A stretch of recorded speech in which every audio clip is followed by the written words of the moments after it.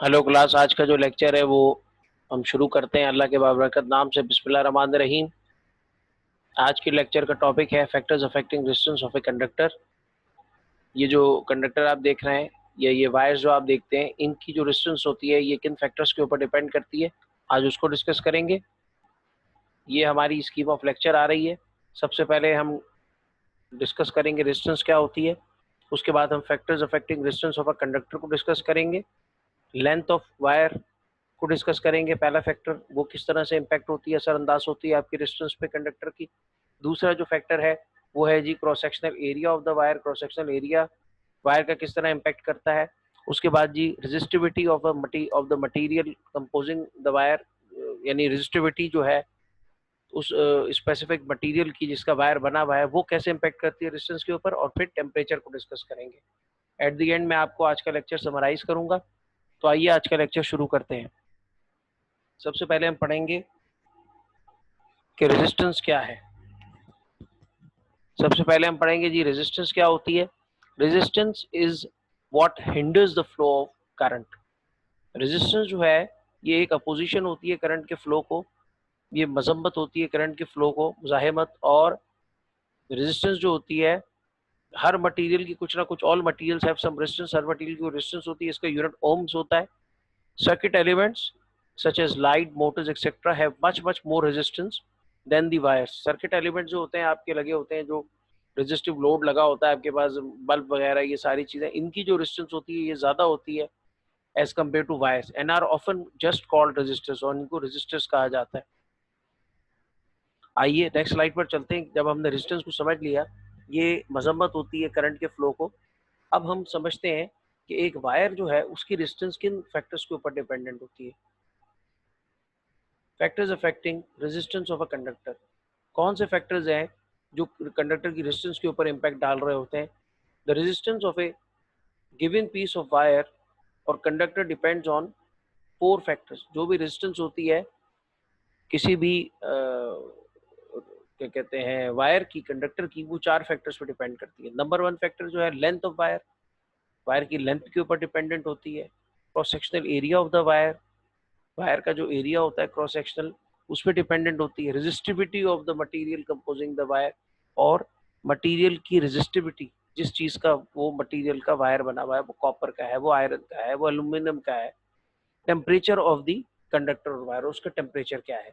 यानी चार फैक्टर्स हो गए हमारे पास। आइए इसको एक चार्ट की सूरत में देखते हैं। ये चार्ट बना हुआ है जो बता रहा है कि चार कौन कौन से फैक्टर्स हैं। एक लेंथ है, एक दूसरा क्रॉस सेक्शनल एरिया है, तीसरा टेम्परेचर है, और चौथा रेजिस्टिविटी है। तो ये बेसिकली आपको याद रखने में इस टॉपिक को बड़ी मदद देगा। इस चार्ट की मदद से आप अपना कॉन्सेप्ट भी आसानी से समझा सकते हैं और इसको याद करने के लिए भी ध्यान में रख सकते हैं। लेंथ ऑफ द वायर कैसे इम्पैक्ट करती है आपकी कंडक्टर की, जो लेंथ होती है वो कैसे इम्पैक्ट करती है। The resistance of a uniform conductor increases with increase in length. जो कोई भी यूनिफॉर्म लेंथ वायर होता है जो हर जगह से सीधा है, एक उसकी शेप एक जैसी है, उसकी कंडक्टर की जो रेजिस्टेंस होती है वो बढ़ती है जब हम उसकी लेंथ को बढ़ाते हैं। सही है, ये एग्जांपल भी आपको दी हुई है। एक रेजिस्टर है, उसकी लेंथ शॉर्टर लेंथ है तो उसकी रेजिस्टेंस कम होगी। ये लॉन्गर लेंथ वाली वायर है, इसकी रेजिस्टेंस ज्यादा होगी। कह रहा है longer wire has higher resistance, जो लॉन्गर वायर होगी उसकी रेजिस्टेंस ज्यादा होगी। Resistance of a conductor is directly proportional to the length of the wire. जो रेजिस्टेंस होती है कंडक्टर की वो लेंथ ऑफ द वायर के डायरेक्टली प्रोपोर्शनल होती है। Longer the wire greater will be the resistance, अगर वायर जितना लॉन्गर होगा उतनी उसकी रेजिस्टेंस होगी। And shorter wire and shorter the wire smaller will be the resistance, और अगर वायर शॉर्टर होगा तो उसकी रेजिस्टेंस भी स्मॉल होगी। ये फार्मूला भी यही बता रहा है आपको कि लेंथ जो है वो डायरेक्टली प्रोपोर्शनल है रेजिस्टेंस के। सही है ना। ये रेजिस्टेंस है आपकी R, L for length, A for cross sectional area, और रोह जो है ये जाहिर करता है रेजिस्टिविटी को। अगर आप रोह को और आप ए को, एरिया ऑफ क्रॉस सेक्शन को कांस्टेंट कर दें, फिक्स कर दें, यानी इनकी वैल्यू चेंज ना करें, तो उसके बाद रेजिस्टेंस और लेंथ जो है ये डायरेक्टली प्रोपोर्शनल हो जाएंगी। तो जब आप लेंथ बढ़ाएंगे तो आपकी रेजिस्टेंस जो है वो भी बढ़ जाएगी। लॉन्गर वायर है हायर रेजिस्टेंस। आइए नेक्स्ट फैक्टर पे चलते हैं जो कि है जी क्रॉस सेक्शनल एरिया। इसका इनवर्स रिलेशनशिप होता है रेजिस्टेंस के साथ। A conductor having a wider cross sectional area has more free electrons per unit length compare to a thin one. एक कंडक्टर है उसकी जो है वो वाइडर क्रॉस सेक्शनल एरिया, उसका जो क्रॉस सेक्शनल एरिया है वो ज़्यादा है, तो उसके अंदर जो है वो इलेक्ट्रॉन्स पर free electrons per unit length जो है वो ज़्यादा होते हैं एज कम्पेयर टू एक थिन मटीरियल के, एक थिन वायर के। Hence, a thicker material has better conductivity। जो thicker material होता है उसमें फ्री इलेक्ट्रॉन ज़्यादा होते हैं, उसकी जो कंडक्टिविटी है वो ज़्यादा होती है, उसकी रेजिस्टिविटी जो है वो कम होती है then a thinner wire. Generally resistance varies inversely as the cross sectional area of the material. Resistance का जो वेरिएशन होता है वो इनवर्सली होता है। आप ये देखें यहाँ पर, अगर आप लेंथ को वायर की जो है ना वो फिक्स कर दें, और रो तो होता ही फिक्स है, एक खास मटेरियल का ही बना हुआ होगा वायर, तो फिर जो रेजिस्टेंस है और जो क्रॉस सेक्शनल एरिया है ये आपस में इन्वर्स रिलेशन में आ जाते हैं, इन्वर्सली प्रोपोर्शनल हो जाते हैं। तो जब आप जो है ना वो एरिया ऑफ क्रॉस सेक्शन को बढ़ाएंगे तो रेजिस्टेंस कम होगी, एरिया ऑफ क्रॉस सेक्शन को कम करेंगे तो रेजिस्टेंस बढ़ेगी। यहाँ पे भी वो यही समझा रहा है, एग्जाम्पल देके, दो वायर है, एक वायर एस है, एक वायर टी है, और वायर एस जो है आप देखें कि उसकी जो क्रॉस सेक्शन एरिया है वो कम है, वो थिनर है, और जो वायर टी है उसका क्रॉस सेक्शन एरिया ज़्यादा है और उसकी रेजिस्टेंस जो है वो कम है। सही है। और वजह उसकी बता दी आपको, क्या जब वायर थिकर होते हैं, मोटे होते हैं, तो उनके अंदर जो है वो क्या कहते हैं, वायर्स के अंदर जो है वो free electrons per unit length जो है वो ज़्यादा होते हैं, और इसका मतलब है फिर उनकी कंडक्टिविटी जो है वो अच्छी होती है और उनकी रेजिस्टिविटी बहुत कम होती है, इसलिए वो अपने अंदर से वहाँ इस तरह का जो वायर होगा उसकी रेजिस्टेंस जो है हमेशा वो कम होगी। Resistance of a conductor is inversely proportional to the area of the cross section। ये inverse relationship होता है of the uniform wire। That means the thinner the wire, wire अगर thin होगा, greater the resistance, resistance उसकी ज़्यादा होगी, and thicker the wire, thicker यानी मोटा होगा wire, lower the resistance, उसकी resistance कम होगी। सही है, inverse relationship है ना। तो ये आ गया जी हमारे पास तीसरा पॉइंट आ गया हमारे पास जी। तीसरा पॉइंट हमारे पास आ गया, क्या होता है जी, रेजिस्टिविटी होती है जी, बट और वो रेजिस्टिविटी हर मटेरियल की अलग होती है, एल्युमिनियम की कुछ और है, कॉपर की कुछ और है, गोल्ड की कुछ और है। सही है। और the material also affects the resistance of the conductor. Material भी इंपैक्ट डालता है रेजिस्टेंस ऑफ द कंडक्टर पे by a fixed amount of for different materials. वो एक फिक्स अमाउंट होती है हर डिफरेंट मटेरियल के लिए। This is known as resistivity, इसको रेजिस्टिविटी कहते हैं। This is a characteristics of a material, ये एक मटेरियल का कैरेक्टरिस्टिक है that depends on its electronic structure and temperature, जो कि मटेरियल के इलेक्ट्रॉनिक स्ट्रक्चर और उसके टेम्परेचर के ऊपर डिपेंडेंट होती है कि उसके अंदर कि जो है ना कितने फ्री इलेक्ट्रॉन्स हैं। If a wire is made of a material that has a high resistivity, अगर वायर किसी ऐसे मटेरियल का बना है जिसकी रेजिस्टिविटी ज्यादा है, then it will have the high resistance. ये जैसे आप देख रहे हैं कि अगर आप इन दोनों को कांस्टेंट कर दें, लेंथ भी सेम हो और एरिया ऑफ क्रॉस सेक्शन भी सेम हो, लेकिन आप मटेरियल चेंज करें उन वायर का, तो उसमें क्या होगा कि वो फिर रेजिस्टेंस जो है ना वो किसके ऊपर डिपेंड करेगी, वो ओनली सोली डिपेंड करेगी इस रॉ पे, यानी रेजिस्टिविटी पे। R is directly proportional resistivity. तो जितनी ज्यादा रेजिस्टिविटी होगी उतनी ज्यादा आपकी जो है वो रेजिस्टेंस होगी। यहाँ कह रहा है जी, एक कॉपर वायर है, एक आयरन वायर है।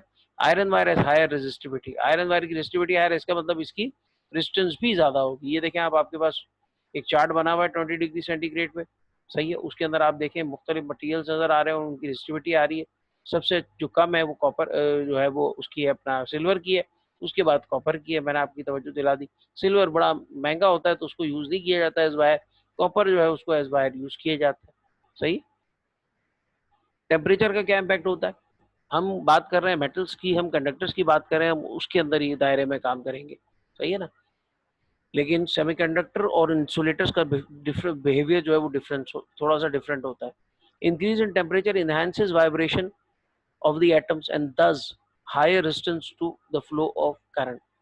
जब आप टेम्परेचर बढ़ाते हैं, ये देखें आप यहाँ टेम्परेचर बढ़ा दिया आपने ना, दो रॉड्स दी हुई आपने, एक के नीचे आग लगा दी फ्लेम से, बंसन बर्नर से, तो उसकी वजह से उसकी रेजिस्टेंस बढ़ गई। जब उसकी रेजिस्टेंस बढ़ी तो मॉलिक्यूल्स का कोलिजन बढ़ गया, वाइब्रेशन उनकी जो इंक्रीज हो गई, और उसकी वजह से जब वाइब्रेशन मॉलिक्यूल्स की इंक्रीज हो जाती है तो जब वो इलेक्ट्रॉन्स गुजरते हैं तो उनको बहुत ज़्यादा रेजिस्टेंस मिलती है फ्लो ऑफ करंट में। इसका मतलब जब टेम्परेचर बढ़ाते हैं तो रेजिस्टेंस जो है वो मेटालिक वायर्स की मैं बात कर रहा हूँ, मैं इंसुलेटर और सेमीकंडक्टर की बात नहीं कर रहा, उनकी रेजिस्टेंस इंक्रीज कर जाती है। The resistance of metallic conductor increases as a temperature increases. Metallic conductor की रेजिस्टेंस डायरेक्टली प्रोपोर्शनल, आप समझ लीजिए प्रोपोर्शनल होती है आपके जो है वो टेम्परेचर की। जब एक बढ़ती है तो साथ में उसकी दूसरी भी इंक्रीज करती है। Example copper. सही। ये आ गई जी समरी आज के लेक्चर की, रेजिस्टेंस ऑफ द मटेरियल किस चीज़ों पे डिपेंड करती है जी? रेजिस्टेंस ऑफ द कंडक्टर किस चीज़ों पे डिपेंड करती है जी? वो डिपेंड करती है मटेरियल पे, वो लेंथ पे, क्रॉस सेक्शनल एरिया पे और टेम्परेचर ऑफ द मटेरियल के ऊपर डिपेंड करती है। आइए हम समझते हैं कि लेंथ का क्या इम्पैक्ट होता है। अगर आपका मटेरियल की लेंथ ज़्यादा है, longer the length more the resistance, यानी कि अगर आपका मटेरियल, आपका जो वायर है उसकी लेंथ ज़्यादा है तो ज़्यादा रेजिस्टेंस होगी। क्रॉस सेक्शनल एरिया अगर थिनर है तो रेजिस्टेंस ज़्यादा होगी, सही है, क्योंकि इन्वर्स रिलेशनशिप होता है। टेम्परेचर अगर हॉटर है तो रेजिस्टेंस ज़्यादा होगी। ये दोनों साथ-साथ बढ़ती हैं क्वांटिटीज़, यानी टेम्परेचर बढ़ाते हैं तो रेजिस्टेंस भी बढ़ जाती है। इन केस ऑफ मेटल्स, मैं कंडक्टर की बात कर रहा हूँ। एक कंडक्टर मीन्स जो अपने अंदर से कर इलेक्ट्रिसिटी गुजारते हैं। Resistivity of material raw, different materials have different resistivity. Resistivity depend करती है, हर मटेरियल की अलग होती है। जब आप चेंज करेंगे तो उसके साथ साथ उसकी रेजिस्टेंस भी चेंज करे होती जाएगी। तो आज का लेक्चर इतना ही था क्लास। आज हमने फैक्टर्स पढ़े, कौन कौन से 4 फैक्टर्स हैं जो रेजिस्टेंस के ऊपर इम्पैक्ट डालते हैं, और वो हमें पता है कि एक जो है लेंथ है, दूसरी क्रॉस सेक्शनल एरिया है, तीसरा टेम्परेचर है और चौथा रेजिस्टिविटी है। तो ये आज हमने पढ़ा आज के लेक्चर में। और सवाल आपका असाइनमेंट जो है वो आपने जमा कराना है कि what are the factors affecting resistance of a conductor, brief in detail. Detail के अंदर इनको आपने बताना है और बताना है कि जी इसके अंदर किस तरह से जो रेजिस्टेंसेस जो हैं वो इम्पैक्ट कर रही होती है डिफरेंट फैक्टर्स पे, such as length, cross sectional area, temperature and the resistivity of the material. आज का लेक्चर इतना ही। कोई सवाल हो तो व्हाट्सएप पे कर सकते हैं। थैंक यू क्लास, अस्सलाम वालेकुम।